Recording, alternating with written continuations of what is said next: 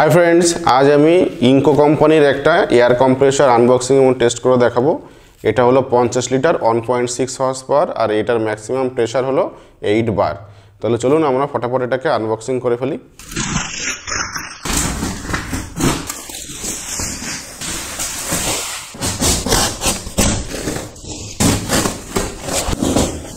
তো फ्रेंड्स এইভাবে প্যাকিং করা ছিল। এইখানে মোটরটা আছে, সেই জন্য এইখানে কিন্তু সফট এই বাবলগুলো দিয়েছে।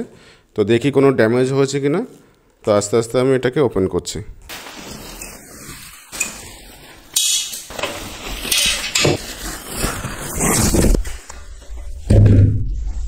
তো फ्रेंड्स মেশিনের সঙ্গে এগুলো দিয়েছে, এগুলো কি আমরা পরে দেখব। তার আগে দেখি মেশিনটার এই যে লুকিংটা এরকম, আর এই যে মোটর এটা কিন্তু 1.6 হর্স পাওয়ার আর এটাতে কপার উইন্ডিং করা আছে 50 লিটারের, সাইলেন্ট এবং অয়েল ফ্রি, কোনো অয়েল কিন্তু লাগবে না এবং এটা কিন্তু সাইলেন্ট।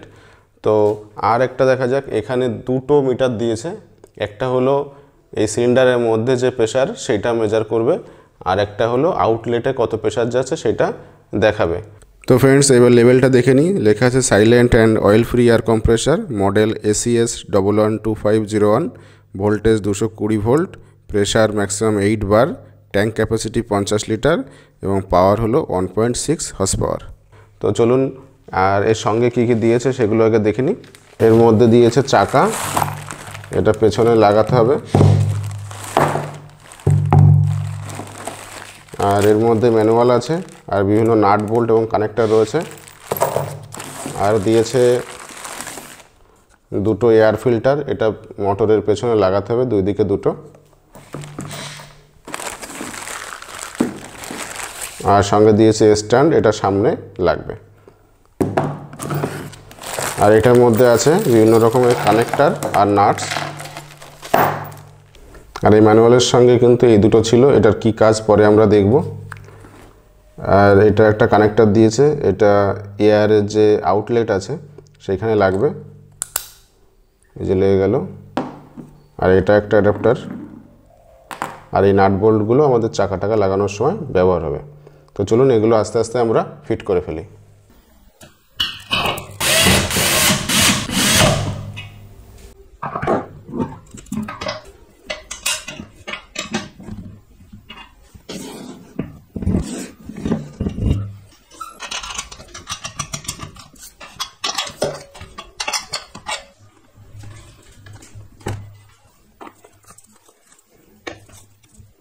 তো फ्रेंड চাকা, হ্যান্ডেল এবং এই যে এখানে ফিল্টার, এয়ার ফিল্টার, এগুলো সব লাগিয়ে নিয়েছি। এবার এখানে আমি কানেক্টরটা লাগাবো, তার জন্য আমি টেফলন টেপটা জড়িয়ে নিয়েছি। এইবার কিন্তু আমি কানেক্টরটা লাগিয়ে দিচ্ছি, লাগিয়েছি, এবার ভালো করে টাইট দিয়ে দেবো। তো फ्रेंड्स এবার মেশিনটা আমি চালিয়ে দেখব যে কত মিনিট লাগে এটা ফুল ট্যাঙ্ক হতে। আমি ভিডিও স্পিড বাড়িয়ে দিয়েছি যাতে এটা তাড়াতাড়ি দেখায়।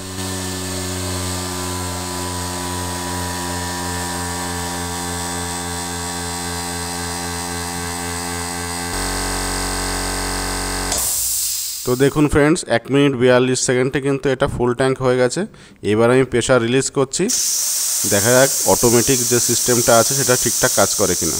এটার প্রেসার যখন 6 বারে নেমে আসবে তখন কিন্তু অটোমেটিক এটা আবার চালু হয়ে যাবে, আর ফুল প্রেসার যখন 8 বারে চলে যাবে তখন আবার অটোমেটিক মেশিনটা বন্ধ হয়ে যাবে।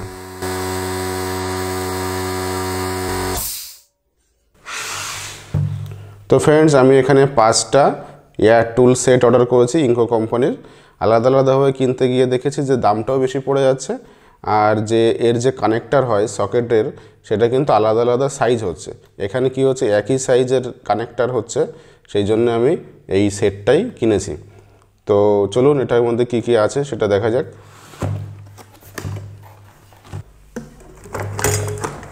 এটা হলো কার ওয়াশার, আর এটা দিয়েছে হচ্ছে গাড়ির চাকায় হাওয়া দেওয়া, এটা বাইকেও হাওয়া দেওয়া যেতে পারে।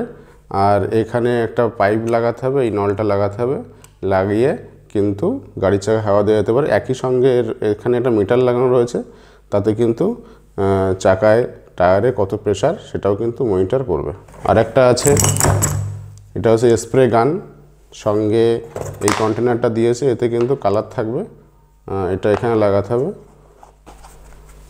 এই হয়ে গেল স্প্রে গান। আর এখানে পাইপ লাইনটা দিলে এয়ার প্রেসারে কিন্তু স্প্রেটা হবে। আর এটা হলো এয়ার গান, আর দিয়েছে 4 মিটার লম্বা একটা পাইপ, আর কানেক্টার কিন্তু লাগানোই থাকবে। আর এটা কিন্তু একটু বড় হলে ভালো হতো, কিন্তু এই কিটের মধ্যে এটাই ছিল, তো পরে আমি একটা লম্বা পাইপ কিনে নেব।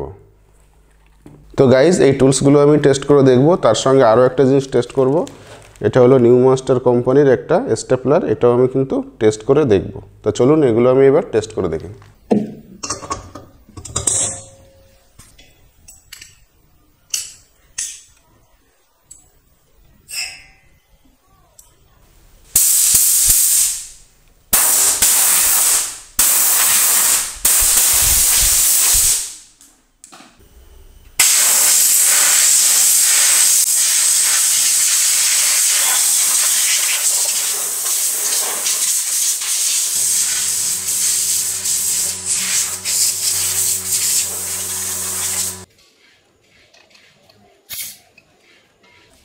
তো ফ্রেন্ডস, এবার এটা দিয়ে আমি পেইন্ট করে দেখব যে পেইন্ট কেমন হচ্ছে।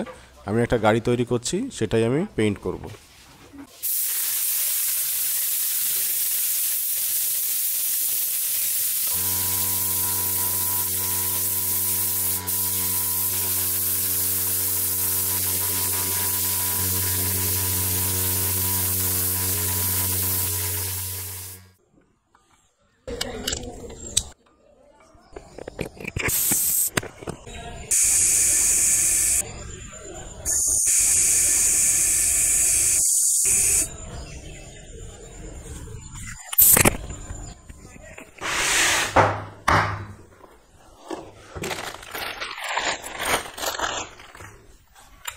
তো আমরা প্রথমে 1 ইঞ্চির ব্যাড নেইল ইনস্টল করে দেখব।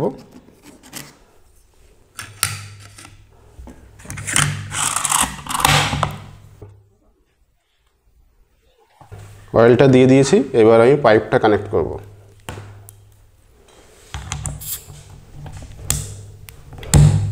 কানেক্ট হয়ে গেছে, এবার টেস্ট করে দেখব যে কেমন কাজ করছে। তো চলুন এবার টেস্ট করে দেখি। তো আমরা এবার টেস্ট করব 1 ইঞ্চি ব্যাড নেইল। এই যে এখানে চাপ দেওয়ার পরে কিন্তু ট্রিগারটায় কাজ করবে, তার আগে কিন্তু ট্রিগারে কাজ করছে না।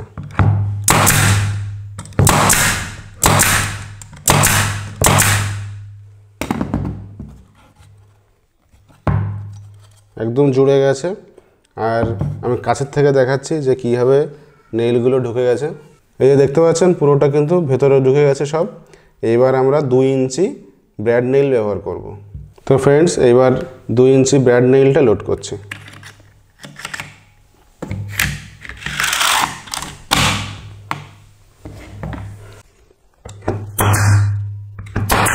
এটা কিন্তু প্রায় 1.5 ইঞ্চির কাছাকাছি মোটা আছে দুটো তক্তা মিলে।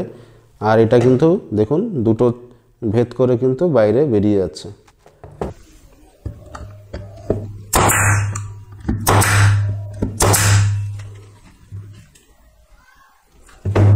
তো গাইজ এবার ক্রাউন নেইলটা স্টেপল করে দেখব।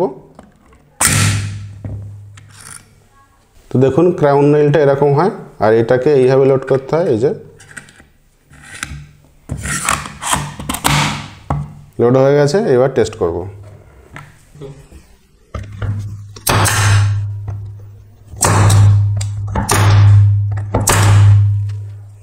তো গাইজ দেখুন কেমন হয়েছে, একটু কাছের থেকে দেখাই।